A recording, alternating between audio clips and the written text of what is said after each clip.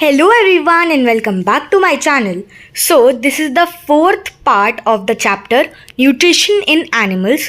So इसके पहले के 3 पार्ट्स में हमने डिस्कस किया था अमीबा, हाइड्रा और ह्यूमन बींग्स के न्यूट्रिशन साइकिल के बारे में और डाइजेशन के बारे में, बेसिकली कैसे डाइजेशन होता है. तो इस पार्ट में हम डिस्कस करेंगे एब्जॉर्प्शन, एसिमिलेशन और ईजेशन के बारे में. बेसिकली ह्यूमन बींग्स के डाइजेशन के बारे में हम ऑलरेडी पढ़ चुके हैं. एब्जॉर्प्शन, एसिमिलेशन और ईजेशन के बारे में पढ़ेंगे. एंड लास्टली हम रूमिनेंट्स के डाइजेशन के बारे में पढ़ेंगे. So there are finger like projections called villi, जिन्हें मैं अपनी पहले के 3 पार्ट्स में बता चुकी हूँ. आई गेस फर्स्ट पार्ट में मैंने बताया था विली के बारे में. तो विली प्लूरल है और अगर एक विली की बात करें तो उसे विलस कहेंगे.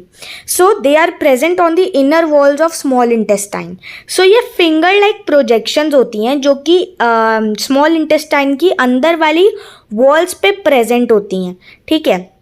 अब ये जो विली होती हैं ये जो इनर वॉल्स का एरिया होता है, सरफेस एरिया, उसे इंक्रीज करती हैं for absorption of digested food. अब जितना ज़्यादा सरफेस एरिया होगा उतना जल्दी फूड एब्जॉर्ब होगा, राइट. डाइजेस्टेड फूड एब्जॉर्ब होगा. अगर कम सरफेस एरिया होगा तो व्हाट विल हैपन कि कम डाइजेस्टेड फूड एब्जॉर्ब होगा या फिर धीरे धीरे होगा. सो विली उनका सरफेस एरिया इंक्रीज करते हैं. Each villus has a network of blood vessels to absorb the nutrients in the digested food.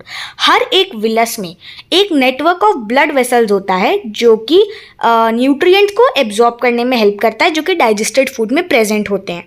अब डाइजेस्टेड फूड में कार्ब्स हो सकते हैं, प्रोटीन हो सकता है, विटामिन हो सकते हैं.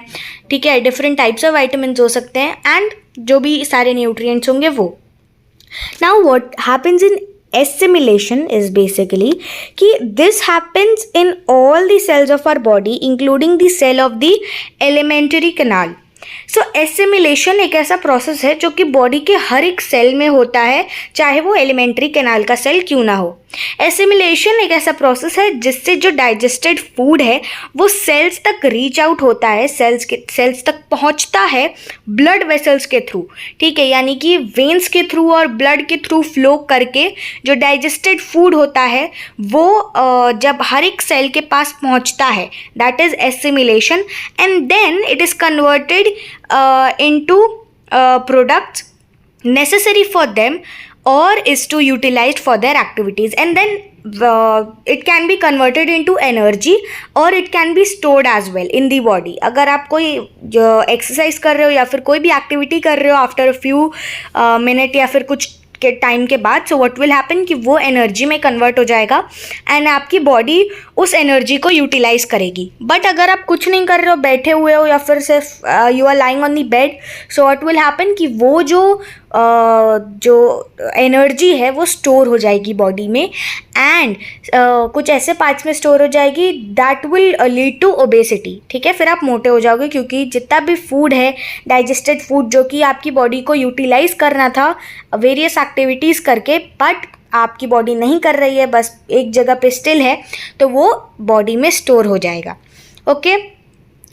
So glucose, which is the final product of carbohydrate digestion, is broken down with the help of oxygen into carbon dioxide and water to release energy.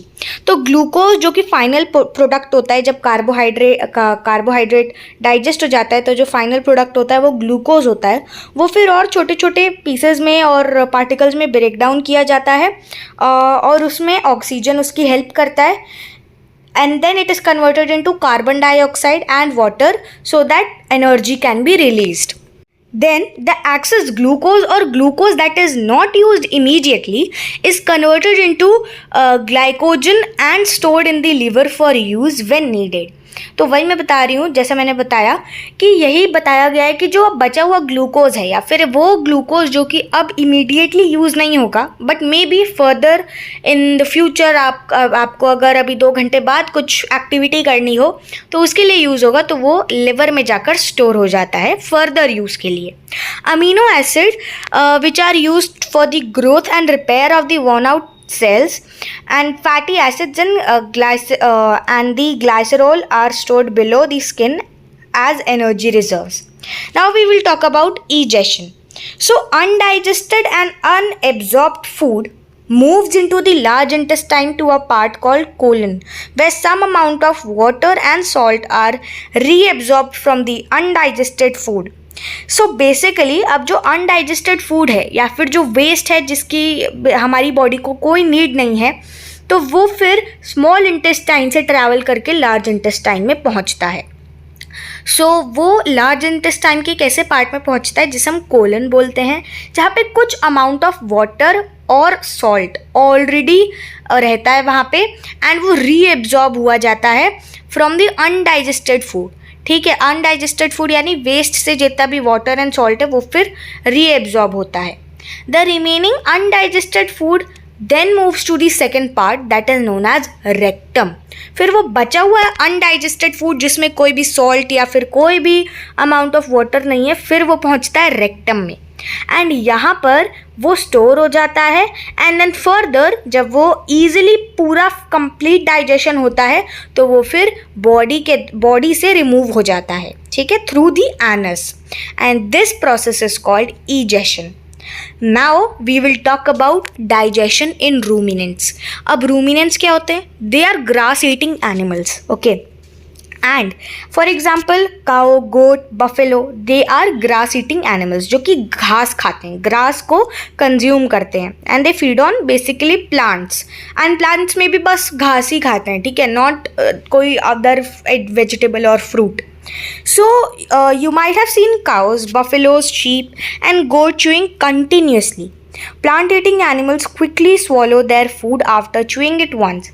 हमें बेसिकली ये बताया जाएगा इस पैराग्राफ में. मैं आपको शॉर्ट में एक्सप्लेन कर देती हूँ कि आपने देखा होगा कि जो काऊ होती हैं, गाय और बफेलो और शीप और गोट, व्हाट हैपन्स कि दे च्यू कंटिन्यूसली. वो एक जगह बैठ के for like half an hour और 15 to 20 मिनट्स वो चबाती रहती हैं, राइट? पता नहीं क्या, बट उनका मुंह चलता रहता है. So have you ever wondered why this happens? Because जो प्लांट ईटिंग एनिमल्स होते हैं वो पहले तो for like around 10 to 15 minutes what happens कि वो सारा जो घास होता है ना उसे कलेक्ट करके अपने मुंह में डाल लेते हैं. लाइक जितना भी उनकी कैपेसिटी होती है, जितने उनको भूख होती है, उतना ग्रास कंज्यूम कर लेते हैं, and without chewing it properly, अच्छे से उसे चबाए बगैर वो उसे निगल लेते हैं. उनकी इसोफेगस मोटी होती है, it's like you know large enough to swallow unchewed food as well. तो वो हाफ च्यूड फूड जो कि लाइक कच्चा है, आधा चबाया है आधा नहीं, वो उसे भी स्वॉलो कर लेते हैं. And then they go to their place, वो वहाँ बैठते हैं, and they bring back the half chewed food. वो उस आधे कच्चे चबाए खाने को वापस अपने माउथ में लाते हैं, ठीक है, फ्रॉम ईसोफेगस. तो first they consume the half chewed food and then it is stored in one of the stomach of ruminants. And yeah, one of the stomach, why I am saying, क्योंकि ruminants के 4 chambered stomach होते हैं. एक पेट में 4 अलग अलग chambers होते हैं. यू कैन से कि 4 अलग अलग स्टमक होते हैं. तो पहले जब वो खाते हैं तो एक स्टमक में जाके स्टोर होता है, and then they go to their place, वो बैठते हैं, एंड उस पेट से ईसोफेगस के द्वारा दे ब्रिंग बैक वो आधा चबाया हुआ खाना, एंड देन उसे वापस अच्छे से चबाते हैं, एंड देन उसे फिर वो स्वॉलो करते हैं. With the help of oesophagus it reaches to the second chamber, ठीक है. तो ये होता है. सो इसीलिए when you see and when you look at cows, buffaloes, goat और शीप, सो व्हाट हैपन्स कि वो एक जगह बैठे होते हैं एंड उनका मुंह आधे घंटे से लाइक चल रहा होता है continuously. So this is the reason behind that. So इन्हीं एनिमल्स को रूमिनेंट्स कहा जाता है और इस प्रोसेस को रूमिनेशन कहा जाता है. एंड वो जो मैंने बताया ना आपको हाफ च्यूड फूड, कि सबसे पहले वो आधा चबा लेते हैं एंड देन वो उसे स्वॉलो करते हैं, देन वो उसे वापस लाते हैं, दे bring back the food and chew it again. तो उस हाफ च्यूड फूड को हम कड कहते हैं. The stomach of ruminants consist of 4 compartment. अब उन कंपार्टमेंट का नाम क्या है? वो 4 चेम्बर्ड जो स्टमक है उसका नाम क्या है? Rumen, reticulum, omasum, abomasum. ठीक है। सो सबसे पहले जो फूड है वो रूमेन में एंटर करता है एंड रूमेन में माइक्रो ऑर्गेनिजम्स होते हैं जो कि और ग्रास में ना सेल्यूलोज होता है। We human beings can not digest cellulose, हम घास को डाइजेस्ट नहीं कर सकते हैं क्योंकि उसमें सेल्यूलोज होता है। While the ruminants can digest it very easily and very like in a proper manner. तो वो लाइक उनकी बॉडी उस टाइप से बनी होती है स्पेशलाइज्ड ऑर्गन्स के थ्रू, उनके 4 चेम्बर्ड स्टमक होते हैं। सो वो they can easily digest the cellulose. So cellulose होता क्या है, एक बहुत कॉम्प्लेक्स कार्बोहाइड्रेट होता है जो कि प्लांट में प्रेजेंट होता है। अब हमारी बॉडी में वैसे केमिकल्स, वैसे एंजाइम्स और वैसे डाइजेस्टिव जूसेस नहीं हैं, या फिर वैसे माइक्रो ऑर्गेनिजम्स भी नहीं हैं जो कि सेल्यूलोज को डाइजेस्ट कर सके। वहीं पे जो रूमिनेंट्स होते हैं उनमें ऐसे माइक्रो ऑर्गेनिजम्स होते हैं उनके रूमन में। Roman is one of their stomach, ठीक है। सो सबसे पहले 2 चेम्बर्स होते हैं रूमिनेन सबसे जो 2 पहले चेम्बर होते हैं रूमन और रेटिकुलम। वहाँ पे फूड सलाइवा के साथ मिक्स होता है एंड देन अलग अलग लेयर्स में सेपरेट हो जाता है सॉलिड और लिक्विड मटेरियल के लिए। सॉलिड मटेरियल इधर, लिक्विड मटेरियल एक दूसरी जगह। Solid clump together to form the cud और बोलस, ठीक है। मैंने बताया आपको कड क्या होता है, the half chewed food is known as cud. और बोलस हमने लास्ट वीडियो में डिस्कस किया था कि बोलस जब आप खा लेते हो ना and when you chew the food, तो आपने जैसे आप राइस खाते हो तो एक राउंड सा एक मैटर बन जाता है, that is known as bolus, ठीक है। The cut is brought back from the rumen to the mouth where it is chewed slowly by completely mixing it with saliva and it is further broken down. As I said कि वो वापस they bring back the food. Now this is called the chewing the cud or rumination. इस process को rumination कहा जाता है। When the cud is chewed and swallowed again, it enters the omasum. अब जब दूसरी बार में जब कोई रूमिनेंट उसे अच्छे से च्यू करता है एंड जब वो उसे स्वॉलो करता है तब वो एंटर करता है 3rd स्टमक में, दैट इज़ ओमासम, जहाँ पे फूड फिर और छोटे छोटे पार्टिकल्स में ब्रेक डाउन किया जाता है। further digestion occurs over there and the simpler compounds then enter the omasum. और जो छोटे छोटे कंपाउंड्स होते हैं, पार्टिकल्स होते हैं, फिर वो 4th चेम्बर में एंटर करते हैं, that is abomasum. Digestive juices यहीं पे होते हैं ओबोमासम में और वो इसी चेम्बर यानी ओबोमासम द्वारा ही सेक्रीट किए जाते हैं। And now the food is fully digested in ruminants, so it is then sent to the small intestine for absorption and leftover undigested food is passed to the large intestine from where it is excreted. Basically then वो small intestine में enter करता है वो digested food, फिर वहाँ पे absorption, assimilation सारे processes होते हैं और जो बचा हुआ वेस्ट मटेरियल है या फिर अनडाइजेस्टेड फूड है वो लार्ज इंटेस्टाइन में एंटर करता है जहाँ से फिर वो एक्सक्रीट हो जाता है after once the digestion is completed.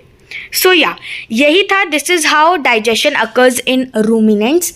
तो हमने इस पूरे चैप्टर में, ठीक है, I am taking all the 4 episodes of this chapter together कि फर्स्ट एपिसोड में हमने हाइड्रा और अमीबा के बारे में पढ़ा, सेकंड एपिसोड में और थर्ड एपिसोड में हमने ह्यूमन बींग्स के बारे में पढ़ा। अब ह्यूमन बींग्स में बहुत सारी चीज़ें हैं तो उसे हमने 2 पार्ट में पढ़ा एंड इस पार्ट में which was the 4th part हमने रूमिनेंट्स के बारे में पढ़ा। So 4 different types of organisms which come under the category of animals के बारे में हमने पढ़ा। So this was the chapter। तो इन्हीं सारी चीज़ों के बारे में चैप्टर था nutrition in animals. I hope you all like the video and enjoyed watching it. We will meet again in the next video. Till then, take care, bye bye and thanks for watching.